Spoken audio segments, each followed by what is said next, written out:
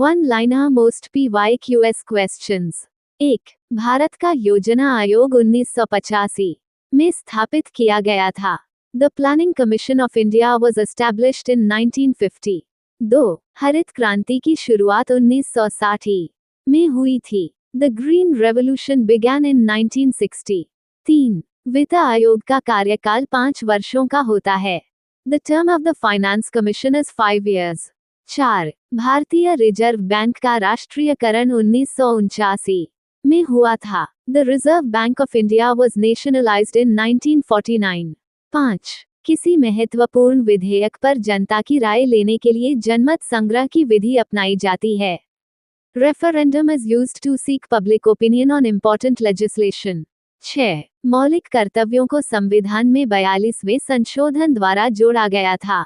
Fundamental duties were added to the constitution by the 42nd amendment. 7. हमारे संविधान की व्याख्या के लिए अंतिम प्राधिकारी उच्चतम न्यायालय है। The supreme court is the final authority for interpreting our constitution. 8. समाज की तुलना में राज्य की क्रियाशीलता अधिक व्यापक होती है। The functional scope of the state is broader compared to society. 9. Seleucus Nicator को चंद्रगुप्त मौर्य ने पराजित किया था। Seleucus Nicator was defeated by Chandragupta Maurya. 10. Sindhu घाटी सभ्यता की प्रमुख विशेषता नगर सभ्यता थी। The main feature of the Indus valley civilisation was urban culture. 11. प्रसिद्ध विजय विठल मंदिर, जिसके 56 संगीतमय स्तंभ हैं, हम्पी में स्थित है। The famous Vijaya Vitthala temple with 56 musical pillars is located in Hampi. 12. अंग्रेजी फिल्म सिक्स्थ सेंस के निदेशक एम. नाइट श्यामलन हैं। The director of the English film the Sixth Sense is M. Night Shyamalan. 13. पौधों में ऊर्जा के स्थानांतरण के लिए फॉस्फोरस तत्व आवश्यक होता है। Phosphorus is essential for energy transfer in plants. 14. योजना आयोग का सचिव राष्ट्रीय विकास परिषद का सचिव भी होता है। The secretary of the planning commission also serves as the secretary of the national development council.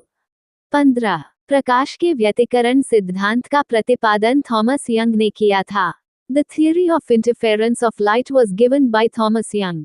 16. Hindola महल का निर्माण होशंग शाह ने करवाया था। The Hindola Mahal was built by Hoshang Shah.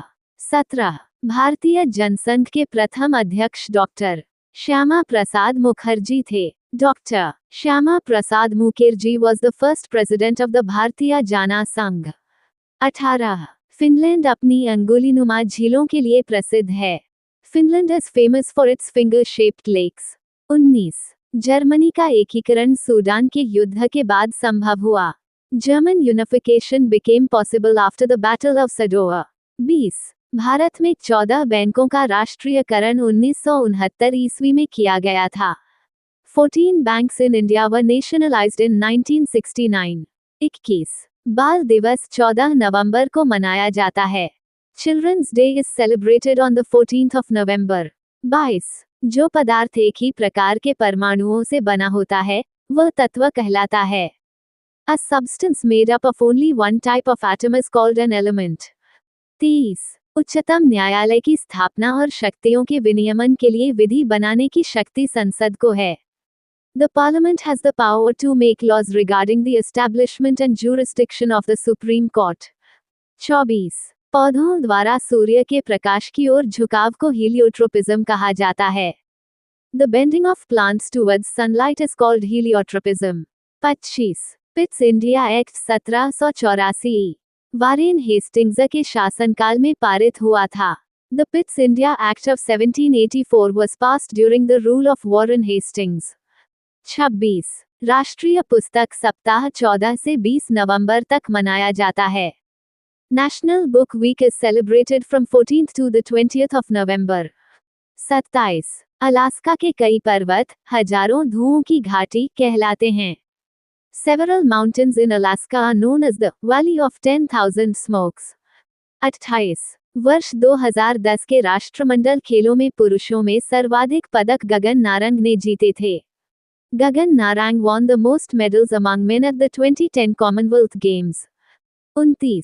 औद्योगिक उत्पादन सूचकांक में सबसे अधिक भार विनिर्माण क्षेत्र का है। In the index of industrial production, the manufacturing sector has the highest weightage. 30. Warren Hastings के शासनकाल में विलियम जोन्स ने अभिज्ञान शाकुंतलम का अंग्रेजी में अनुवाद किया था. During the tenure of Warren Hastings, William Jones translated Abhijnana Shakuntalam into English. 31. G20 का गठन वर्ष 1997 में किया गया था. The G20 was formed in the year 1997. 32. प्रज्वलन की ऊष्मा को बॉम्ब कैलोरीमीटर से नापा जाता है. The heat of combustion is measured by a bomb calorimeter. 33. सामान्यतः प्रधानमंत्री का कार्यकाल 5 वर्षों का होता है. Generally, the tenure of the Prime Minister is 5 years. 34. Diethyl ether को क्लोरोफॉर्म से अच्छा निश्चेतक माना जाता है. Diethyl ether is considered a better anesthetic than chloroform. 35. रुम्मिंदेई स्तंभ लेख बुद्ध के जन्म का सूचक है. The Rumindei pillar inscription indicates the birthplace of Buddha. 36. OPEC का मुख्यालय वियना में स्थित है. The headquarters of OPEC is located in Vienna. 37. पृथ्वी के अतिरिक्त मंगल ग्रह पर ऋतु परिवर्तन की संभावना है. Apart from Earth, seasonal changes are possible on Mars. 38. पारिस्थितिकी शब्द का प्रतिपादन सर्वप्रथम रीटर ने किया था. The term ecology was first proposed by writer. 39. 7वीं पंचवर्षीय योजना के अंतर्गत ऊर्जा क्षेत्र को सर्वोच्च वरीयता दी गई थी. In the 7th 5-year plan, the energy sector was given the highest priority. 40. Mahatma Buddha का महापरिनिर्वाण मल गणराज्य में हुआ था. महात्मा Buddha attained Mahaparinirvana in the Mala Republic. The 2nd of November Current Affairs Questions 2025. 1. Which company recently became the world's first with a market value of $5 trillion? हाल ही में कौन सी company $5 trillion के बाजार मूल्य वाली दुनिया की पहली कंपनी बन गई है? Answer Nvidia. 2. Who is the exemption from geotagging rules proposed by SEBI for? SEBI द्वारा प्रस्तावित जियोटैगिंग नियमों में छूट किसके लिए है? आंसर प्रवासी भारतीय NRI ग्राहक. 3. Which state police recently launched the Cyber Jago program to teach safe online behavior to students in government schools? हाल ही में किस राज्य पुलिस ने सरकारी स्कूलों में छात्रों को सुरक्षित ऑनलाइन व्यवहार सिखाने के लिए साइबर जागो कार्यक्रम शुरू किया है? Answer Punjab police. 4. Where was the third edition of Pravasi Parichai organized by the Indian Embassy from the 28th of October to the 3rd of November recently? हाल ही में कहां भारतीय दूतावास द्वारा 28 अक्टूबर से 3 नवंबर तक प्रवासी परिचय का तीसरा संस्करण आयोजित किया गया? Answer Saudi Arab. 5. Which state's renowned archaeologist Professor Ravindra Korisetter has been selected for the Rajyotsava Award? किस राज्य के प्रसिद्ध पुरातत्वविद प्रोफेसर रविंद्र कोरिसेट्टा को राज्योत्सव पुरस्कार के लिए चुना गया है? Answer Karnataka. 6. Where did the government recently launch the आदर्श युवा ग्राम सभा इनिशिएटिव?